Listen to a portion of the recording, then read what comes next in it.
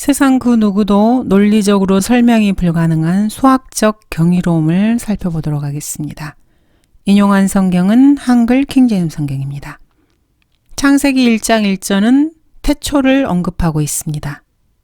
율법이라고 불리는 한 권의 책의 첫 번째 부분입니다. 유대인들은 이 율법을 기록했습니다.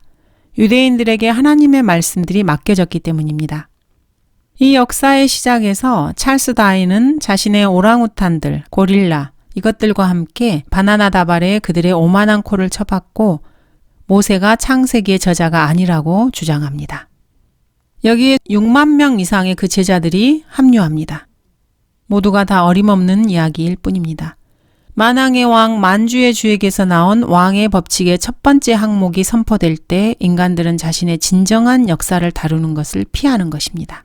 그래서 어른들을 위한 잔혹 동화, 즉 진화론을 발명해냅니다.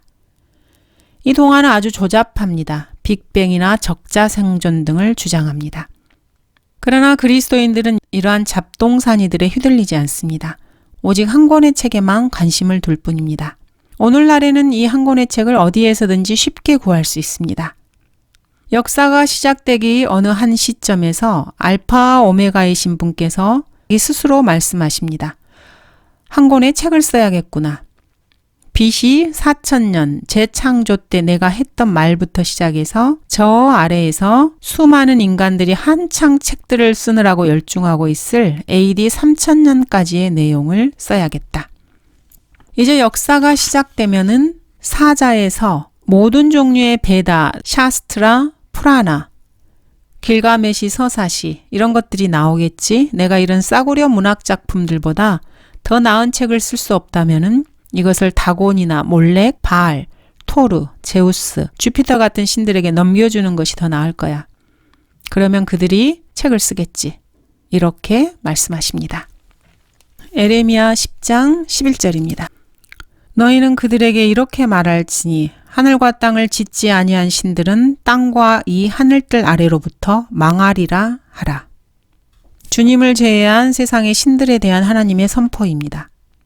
그래서 주 하나님께서는 역사를 시작하시고 약 2500년쯤 되었을 때 모세를 산으로 부르셔서 이렇게 말씀하십니다. 주께서 모세에게 말씀하시기를 너는 산으로 내게 와서 거기에 있으라. 내가 너에게 내가 기록한 돌판들과 율법과 계명들을 주어 너로 그들을 가르치게 하리라 하시니라. 모세가 구름 속으로 들어가서 산에 올랐으며 모세가 산에서 40일 낮과 40일 밤을 지내더라. 하나님께서 이제 막 출판업을 시작하시려고 하는 겁니다. 그리고 자신의 책이 세상의 다른 어떤 책을 합쳐놓은 것보다 훨씬 더 많이 팔리는 베스트셀러가 되기를 원하시는 것입니다. 그래서 그 첫 번째 대상으로 모세를 선정하신 것입니다. 모세는 하나님의 이 말씀에 순종했습니다. 주님은 엘사다이 전능하신 하나님이시니 주님께는 모든 것이 가능합니다라고 모세는 아마 화답했을 것입니다. 하나님께서는 자신의 책이 너무나 뛰어나서 주님의 책을 믿지 않는 사람들도 자신의 책을 인용할 수밖에 없고 자신의 책을 경멸하는 사람들도 그 책을 이용할 수밖에 없게 만들고 싶으셨습니다. 동시에 책이 너무나 쉬워서 7살짜리 아이도 자신의 책의 중요한 내용을 모두 배워서 이해할 수 있기를 원하셨습니다. 과연 그것이 가능하겠습니까? 모세는 확실히 그렇게 된다고 생각을 했습니다. 주님께서는 세상의 모든 서기관을 만드신 분이기 때문입니다. 그리고 그 서기관들보다 주님이 더 글을 잘 쓰시기 때문입니다. 그런데 주님께서 이 책을 쓰시기엔 한 가지 애로사항이 있으셨습니다. 모세가 이 책을 써야 한다는 것이었습니다. 모세는 처음에 아마 놀랐을 것입니다. 자신에게는 그런 책을 쓸 능력이 없다고 생각했을지도 모릅니다. 하나님께서는 모세가 이집트인들의 모든 지혜를 배워서 알고 있다는 것을 아셨습니다. 양을 치며 광야에서 40년간 살았고 또 아마 거기에서 일기를 기록했을지도 모릅니다. 그리고 하나님께서는 자신의 출판업을 시작하시는 첫 번째 단계로 모세를 지정하셨습니다. 이 일에 모세를 적합한 사람으로 부르신 것입니다. 그리고 모세가 이 일을 할 수 있도록 용기를 주셨습니다. 그리고 하나님께서는 모세에게 40일 낮과 40일 밤의 시간을 주셨습니다. 그리고 그 다음에 또다시 40일을 더 주셨습니다. 신명기 10장 10절입니다. 내가 처음 때와 같이 산에서 40일 낮과 40일 밤을 머물렀는데 주께서 그때에도 내게 경청하시고 주께서 너를 멸하지 아니하셨느니라. 이렇게 기록하고 있습니다. 두 번의 40일의 시간이 모세에게는 있었습니다. 5권의 책을 쓸 시간이 충분했던 것입니다. 그리고 그 책을 하나로 묶어서 율법책이라고 명명하셨습니다. 하나님께서는 모세가 써야 할 말들을 불러주셨을지도 모릅니다. 그리고 거기에 호흡을 불어넣으실 예정이었습니다. 하나님께서 말씀하면은 모세가 그것을 쓰는 식으로 되었을 것입니다. 그리고 그 글들은 영감으로 주어진 것이 되는 것입니다. 모든 성경은 하나님의 영감으로 주어진 것으로 교리와 책망과 바로잡음과 의로 훈육하기에 유익하니 예언은 예전에 사람의 뜻에서 나온 것이 아니요 오직 하나님의 거룩한 사람들이 성령으로 감동을 받아 말한 것이니라. 예언은 말한 것입니다. 그리고 그것을 기록한 것입니다. 후세 사람들은 BC 1500년에 모세가 살던 지역에서 펜 같은 것이 없었다고 주장을 합니다. 그러나 성경은 그와 다르게 이렇게 말씀하십니다.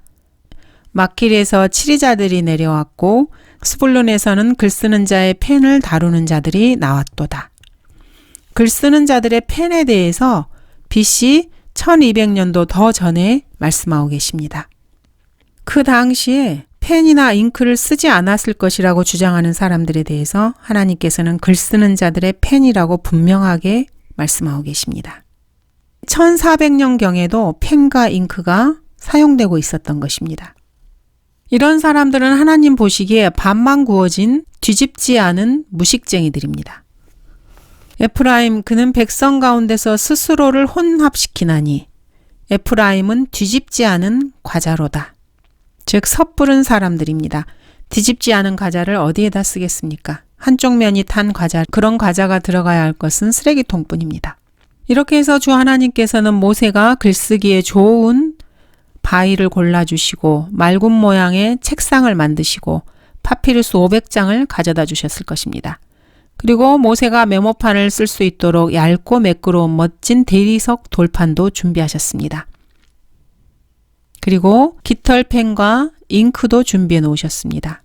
히브리어 문자를 잘 기록할 수 있도록 글자 도안용 펜촉, 둥근 촉, 두꺼운 촉, 평평한 촉, 가는 촉 이렇게 종류별로 아마 다 준비해 주셨을 것입니다. 모든 준비가 갖추어지자 주님께서는 일을 시작하셨습니다. 태초에 하나님께서 하늘과 땅을 창조하셨느니라. 첫 번째 문장입니다. 어떻습니까? 책을 시작하는 방식치고는 좀 어설프다고 생각하십니까? 하나님께서는 1인칭으로 글을 쓰지 않으시고 3인칭 시점으로 글을 쓰셨습니다. 주님께서 하늘과 땅을 만드셨다면은 내가 하늘과 땅을 만들었노라. 이렇게 시작할 수도 있었을 것입니다. 하지만 주님께서는 3인칭으로 성경을 시작하셨습니다. 그리고 1인칭으로 쓰신 부분도 있습니다. 주님께서 1인칭으로 쓰신 성경 구절들을 살펴보도록 하겠습니다. 이사야서 42장 5절을 보겠습니다. 하늘들을 창조하시고 그것들을 펼치셨으며 땅을 펴셨고 거기에서 소산을 내시고 그 위에 있는 백성들에게 호흡을 주시며 그 안에 다니는 자들에게 영을 주신 분이신 하나님 주가 이같이 말하노라. 그리고 그 다음부터는 1인칭으로 이렇게 기록하고 계십니다. 나 주가 의로 너를 불렀으니 내가 또 8절에서도 나는 주니 그것이 내 이름이라. 보라 이전 일들이 이루어졌으며 내가 새 일들을 선포하나니. 이렇게 주님께서는 1인칭으로 말씀하십니다. 내가 오랫동안 조용히 잠잠했으며 조용히 하여 스스로 자제하였으나 이제부터는 내가 상고를 겪는 여인처럼 부르짖을 것이며 내가 즉시 파괴시키고 삼킬 것이라. 내가 소경들을 그들이 알지 못했던 길로 데려오며 내가 그들을 그들이 알지 못했던 작은 길들로 인도할 것이요. 나는 그들 앞에 어두움을 빛으로 만들며. 이렇게 주님께서는 계속해서 1인칭으로 말씀하십니다. 그리고 이사야서 45장 18절에서도 1인칭으로 말씀하십니다. 하늘들을 창조한 주가 이같이 말하노라. 하나님은 스스로 땅을 조성하고 만들었으며 그는 그것을 견고히 세우되 헛되이 창조하지 아니하셨으니 사람이 거주하도록 창조하셨느니라. 나는 주라. 아무도 다른 이가 없느니라. 나는 땅의 어두운 곳에서 은밀하게 말하지 아니하였도다. 나는 야곱의 자손들에게 나 주는 의를 말하며 나는 옳은 것들을 선포하노라. 옛날부터 이것을 선포한 자가 누구냐? 나 주가 아니냐? 나 외에 다른 하나님이 없나니 공의로운 하나님 곧 구주가 나 외에는 없느니라. 이는 내가 하나님이요 다른 이가 없음이니라. 내가 스스로 맹세했으며 나에게 모든 무릎이 꿇을 것이며 모든 혀가 맹세하리라. 내가 주 안에 의와 힘을 가졌나니. 이렇게 주님께서는 1인칭으로 쓰셨습니다. 그러므로 모세는 서두를 필요가 없었습니다. 이스라엘 백성은 자신들과 하나님 사이에 중재인이 없는 것을 늘 불평했습니다. 그래서 하나님께서는 자신의 모습을 나타내 보일 때까지 잠시 동안 모세가 그들과 하나님 사이의 중재인 역할을 하기를 원하셨습니다. 사람들 중에서는 모세처럼 하나님을 본 사람은 아무도 없었습니다. 그 후에 이스라엘에는 주께서 대면하여 아시던 모세와 같은 선지자가 일어나지 못하였으니 이렇게 기록하고 있습니다. 모세에게 나타나셨던 것처럼 사람들에게 나타내신 그런 사람은 없었던 것입니다. 그래서 모세를 중재자로 쓰신 것입니다. 하지만 언젠가 하나님께서는 자신을 모든 사람에게 나타나실 때를 기억하고 있었습니다. 계획하고 계셨던 것입니다. 모든 육체가 하나님을 보게 되는 때가 있을 것입니다. 하나님 자신의 모습과는 다르게 구름 기둥과 불 기둥으로 나타나지 않는다면 사람들은 그저 천사가 중재한다고 생각할 것입니다. 그리고 하나님을 따르지 않을 것입니다. 하지만 언젠가는 모세나 다른 천사가 아니라 하나님 자신이 중보자가 되는 날이 올 것이라는 것을 주님은 알고 계셨습니다. 하나님은 한 분이시요. 하나님과 사람 사이의 중보자도 한 분이시니 곧 사람이신 그리스도 예수시라. 하나님 자신이 사람이 되셔서 하나님과 사람 사이의 중보자가 되신 것입니다. 하지만 성경의 첫 번째 기록은 태초에 하나님께서 하늘과 땅을 창조하셨느니라는 3인칭으로 기록되어 있습니다. 여기에 엘로힘은 하나님이라는 뜻으로 쓴 것입니다. 엘로힘이 복수형으로 되어 있습니다. 그래서 신들로도 번역할 수 있는 것입니다. 하지만 여기서 엘로힘은 하늘과 땅을 창조하신 한 분 하나님을 가리키는 것입니다. 히브리어 문법에 맞지 않는다고 이 성경 구절을 첫 구절부터 학자들은 물고 늘어지며 흠을 잡습니다. 이렇게 성경은 시작되었습니다. 시작 이전부터 하나님께서 거기에 함께 계셨기 때문에 이 책은 하나님과 함께 시작되었습니다. 하나님께서는 자신을 말씀이라고 칭하십니다. 그러므로 이 책은 말씀들과 함께 시작될 수밖에 없었습니다. 태초부터 계셨고 우리가 들었으며 우리 눈으로 보았으며 주목하여 살폈으며 우리 손으로 직접 만졌던 생명의 말씀에 관해서라. 이 말씀이 태초부터 계셨던 것입니다.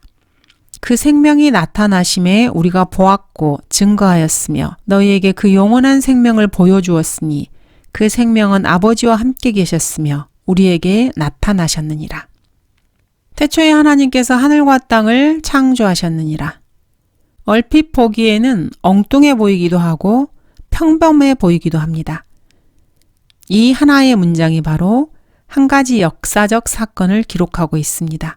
그리고 인류가 가장 좋아하는 6가지 종교를 공격하는 글이 되었습니다. 이 문장은 단호하면서도 노골적으로 그리고 공개적으로 종교들을 부인하고 있습니다. 첫 번째, 물질과 우주의 영원성과 진화에 대한 믿음을 공격하고 있습니다. 사실 이 한 문장은 소크라테스, 플라토, 피타고라테스, 아리스토텔레스, 다윈, 국립지리학회를 공격하고 있는 구절입니다. 두 번째, 유물론과 범신론을 공격하고 있습니다. 하나님께서는 그분의 창조물들과 분리되어 있는 분이십니다. 창조물보다 이전에 존재하셨습니다. 그래서 스피노자, 데카르트, 힌두교, 물활론, 존 듀이, 우주시대의 과학자들이 이 한 구절로 다 사라지게 됩니다. 세 번째로 무신론을 공격하십니다. 하나님이라는 단어가 성경 첫 절부터 나옵니다. 볼테르나 미국 무신론 발전협회나 밥 잉걸솔, 버트란트 러셀 이런 어리석은 자들이 하나님이라는 한 단어로 다 제거되어 버립니다. 어리석은 자는 자기 마음에 말하기를 하나님은 없다 하였도다. 그들은 부패하고 가증한 일들을 행하였으니 선을 행하는 자가 아무도 없도다. 자신의 마음에 하나님이 없다고 선언하는 자들은 모두가 다 어리석은 자들입니다. 그들은 부패하고 가증한 자들이며 선을 행하지 못하는 자들입니다. 네 번째로 운명론에 대한 믿음을 무너뜨립니다. 운명론이라는 것은 우주가 그 안에 있는 사는 사람들과 함께 무관하게 맹목적으로 진화의 길을 간다고 주장하는 믿음입니다. 그러나 창세기 1장 1절에서 하나님께서는 시간에 개입하고 계십니다. 그리고 사람이 거주할 장소로 지구를 창조하셨습니다. 하늘들을 창조한 주가 이같이 말하노라. 하나님은 스스로 땅을 조성하고 만들었으며 그는 그것을 견고히 세우되 헛되이 창조하지 아니하셨으니 사람이 거주하도록 조성하였느니라. 나는 주라. 아무도 다른 이가 없느니라. 지구를 하나님께서 만드신 이유는 그곳에 사람이 거주하도록 하신 것입니다. 지구의 목적을 분명하게 제시하고 계십니다. 다섯 번째로 다신교에 대한 믿음을 창세기 1장 1절은 공격합니다. 신들이 아니고 하나님께서 창조하신 것입니다. 인도나 그 주변 지역에는 3억의 신들이 있다고 합니다. 그러나 이 말씀의 공격 앞에 그리스 신화와 모든 아테네 사람들이 다 사라져버립니다. 여섯 번째로 상대주의를 무너뜨립니다. 상대적 시간, 상대적 속도, 상대적 거리, 도덕적 상대주의. 여기에는 하이젠베르크, 아인슈타인, 호킹, 그리고 자신의 관점에서 현상을 관찰하는 무수한 존재들, 관찰자들이 있습니다. 자신의 관점, 즉 관찰자의 관점에서 사람은 무엇이나 상상할 수 있습니다. 누구나 자기 좋을 대로 측정 기준을 잡을 수 있습니다. 그러나 그것이 다른 사람에게 아무런 영향도 미치지는 못합니다. 하나님께서는 이미 저녁과 아침을 정하셨고 그것에 따라 하루 24시간, 음력으로는 1년 360일이 됩니다. 이렇게 성경 첫 번째 한 구절이 인간의 종교 6개를 무너뜨리게 됩니다. 하나님께서는 자신이 창조하신 피조물들이 갖게 될 종교적 신념들을 그들을 창조하시기도 전에 미리 공격해 놓고 창조를 시작하셨습니다. 사도행전 17장 28절은 이렇게 말씀하십니다. 우리는 그분 안에서 살고 움직이며 존재하느니라. 너희 시인 중에 어떤 이들도 말한 바와 같이 우리도 그분의 자손이라 하였으니. 사람은 하나님 안에서 살고 움직이며 존재합니다. 하나님께서는 자신의 역사책을 시작하시자마자 어떤 목적을 갖고 그렇게 하신 것입니다. 하나님께서는 문자로 기록된 역사 속에서 이러한 방식으로 자신을 드러내셨습니다. 이러한 이유로 1918년 이후의 교황들은 창세기 1장에서부터 11장에 있는 이렇듯 실제적이고 역사적인 사건들을 거절하게 됩니다. 그리고 독일의 합리주의자들의 초역사관을 채택하게 됩니다. 웨스트코트와 홀트, 진화론자인 아돌프 히틀러와 찰스 다윈, 미국과 영국에 있는 세속 대학들 역시 마찬가지입니다. 이들은 하나님께서 일들을 시작하셨다. 이것을 인정하지 않습니다. 하나님께서 친히 기록하신 확고한 계획을 수행하기 위해서 역사적으로 들어오셔서 실제적이고 지성적이며 의도적인 안내자로서의 위력을 발휘하신다는 것을 결코 인정하지 않는 것입니다. 그들이 말하는 하나님은 그들의 종교라는 틀에 갇혀서 결코 빠져나오지 못하는 신일 뿐입니다. 손발이 꽁꽁 묶여서 인간의 의도대로 움직이는 신인 것입니다. 그들에게 있어서 하나님은 만물의 척도입니까? 인간이 하나님께 정해준 경계 안에 영원히 머물러 있어야 할 존재인 것입니다. 그래서 하나님이 인류의 계획에 간섭하는 것을 결코 용납하지 않는 것입니다. 결국 모세는 꼼짝없이 책임을 지고 작업에 착수해야만 했습니다. 그의 상관이신 하나님께서는 모세에게 지구상의 수억 권의 책을 포함한 모든 책들 중에서 가장 변칙적이고 비전통적이며 가장 이상한 종교서적을 쓰게 하시려고 합니다. 이 종교서적은 BC 4000년부터 AD 3000년 사이에 일어나게 될 인류 역사의 모든 사건들을 상세하게 설명하고 주석하게 될 한 권의 책입니다. 세상의 다른 모든 종교서적들과 달리 이 책에서는 군대 소집, 명예훈장을 받은 사람들, 팥죽을 먹는 사람들, 자기의 자녀를 먹는 여자들, 여동생을 강간한 오빠, 도끼머리를 잃은 목수, 종교나 신앙, 성사, 하나님에 대한 믿음, 교회 회원, 황금률, 십계명 또는 사후의 삶과 관련해서 지상의 그 누구의 삶에도 영향을 미치지 못했던 아무것도 아닌 사람들의 목록을 계속해서 열거하는데 지면을 할애하게 됩니다. 그래서 어떤 면에서 성경은 참으로 지루한 책이기도 합니다. 창세기 10장에는 노아의 아들들의 목록이 나옵니다. 인간의 족보를 기록하고 있습니다. 창세기 36장에서는 에돔의 후손들을 기록하고 있습니다. 그리고 역대기상 1장부터 10장에서는 이스라엘의 계보를 기록하고 있습니다. 그리고 23장부터 26장에서는 레위인들을 계수하여서 기록하고 있습니다. 이들과 상관없는 사람들이 이 장들을 읽는 것은 참으로 지루하고 힘든 일입니다. 이런 장들에서는 그 어디에서도 반야, 즉 지혜나 삼매, 즉 열반을 얻으려고 노력하는 일이 기록되어 있지 않습니다. 업보를 제거하기 위해서 공을 들이지도 않습니다.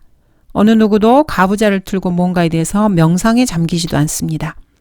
연옥은 고사하고 하늘이나 지옥과 관련된 이야기도 없습니다. 사람의 이름들을 열거하는 명단이 계속해서 등장합니다. 사람들의 이름들, 이것이 누군가의 종교와 관련이 있는 것입니까? 전혀 무관한 일이 기록되어 있는 것입니다.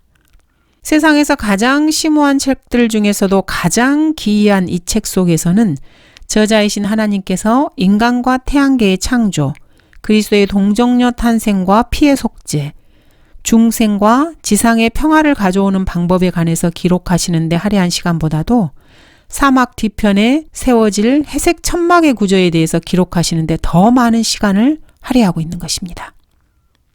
성막, 천막의 구조의 치수를 알리고 그것을 세세하게 기록해 놓으셨습니다. 지상에 존재하는 어떤 종교의 경전의 저자도 두 사람이 무엇을 먹을 것인가에 관한 논의로 그 내용을 시작하려고는 생각하지 않습니다.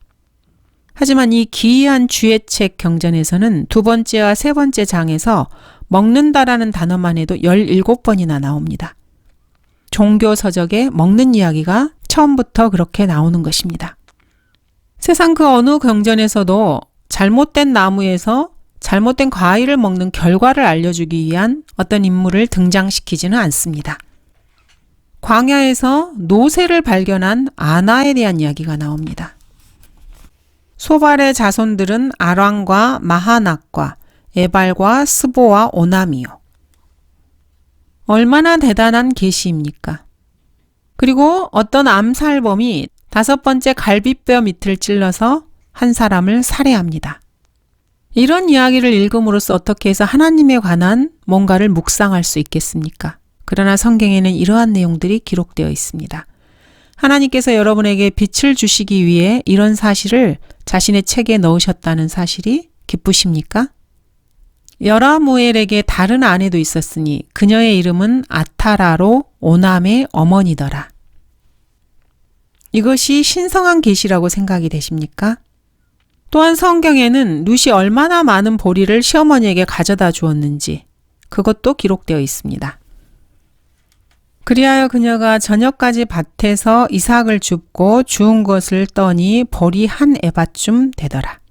또한 은그릇의 무게가 얼마나 되는지, 새끼 염소를 어떻게 요리하면 안 되는지, 한 여인이 어떻게 죽었는지, 또한 한 왕이 어떻게 죽었는지 이런 자질구레한 내용들이 수백 개의 성경에 기록되어 있습니다.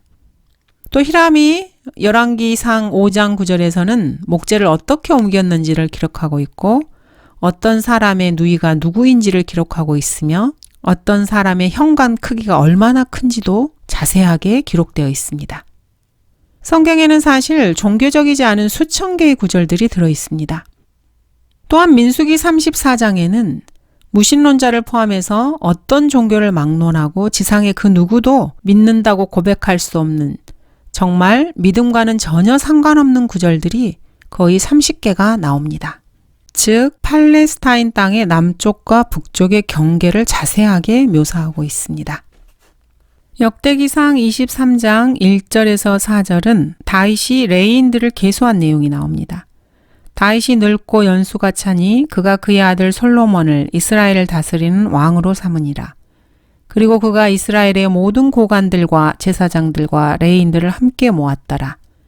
레인들은 30세부터 그 이상으로 계수하니 명단에 있는 남자들의 수가 38,000명이요. 그 중에서 24,000명은 주의 전의 일을 돕는 자들이며 6,000명은 관원들과 재판관들이요. 한적한 밤에 누군가가 이 구절들을 읽고 이 구절들에서 죄인이나 성도가 알아야 할 종교적인 진리, 즉 죄와 의, 하나님과 마귀, 하늘과 지옥, 현세와 내세 또는 이 땅에서 개인이 갖추어야 할 행동이나 생각, 말들과 관련된 무엇을 여기에서 배울 수 있겠습니까? 이 구절들에서 좀 더 나은 영적인 조명을 찾아보려고 한다면 아무것도 얻지 못할 것입니다. 주님께서 기록하신 이 책의 문제는 계보들과 실제의 왕국들, 실질적인 민족들, 역사적인 실제 사건들, 실제 사람들에 대한 정보들 사이사이에 주와 하나님이라는 단어가 계속해서 튀어나온다는 그 사실입니다. 주와 하나님이라는 단어가 실제 역사적인 서술들 가운데서 계속해서 등장합니다. 이는 기록된 역사에 대한 객관적이고 사실적인 입장을 취하려는 역사가들의 모든 학문적인 공동체에서는 사실 금기사항입니다. 역사상 실제로 일어난 단 하나의 사건에 대한 목격자가 500명이 넘습니다. 고린도전서 15장에 따르면 그렇습니다. 주 예수 그리스도의 죽으심과 장사되심과 부활을 목격하고 그분의 승천을 목격한 사람이 500명이 넘습니다. 그럼에도 이 사실을 거절한 죄인이 기록한 역사책 안에는 하나님께서 계실 곳이 없습니다. 모세가 기록한 이 역사책은 참으로 특이합니다. 그리스도를 거절하고 하나님을 싫어하는 전 세계의 모든 종교적인 성경 공포증 환자들은 이 책을 종교서적으로 분류하고 싶어 합니다. 이 책을 좀 더 가까이에서 살펴봐야 할 필요가 있습니다. 왜 이렇게 사람들은 이 역사책 한 권을 종교서적으로 분류하고 싶어 하는 것일까요?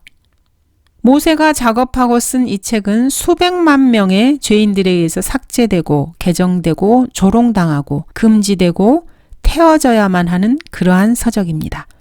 사람들은 이 책이 어떤 학교 수업에서도 역사로 학생들이 공부하고 학습하는 것을 결코 허용하지 않을 것이기 때문입니다. 왜냐하면 이 책이 참된 역사책이기 때문입니다. 1946년에서 1999년 사이에 전 세계 9개 국가에서는 이 책을 가지고 다닐 수도 팔 수도 읽을 수도 없었습니다. 그리고 현재 중국에서는 이 책을 지구상에서 가장 위험한 책으로 여깁니다. 어떠한 현대인도 이 책이 기록되거나 예언한 역사를 인정하거나 허용하지 못하는 것입니다. 감사합니다.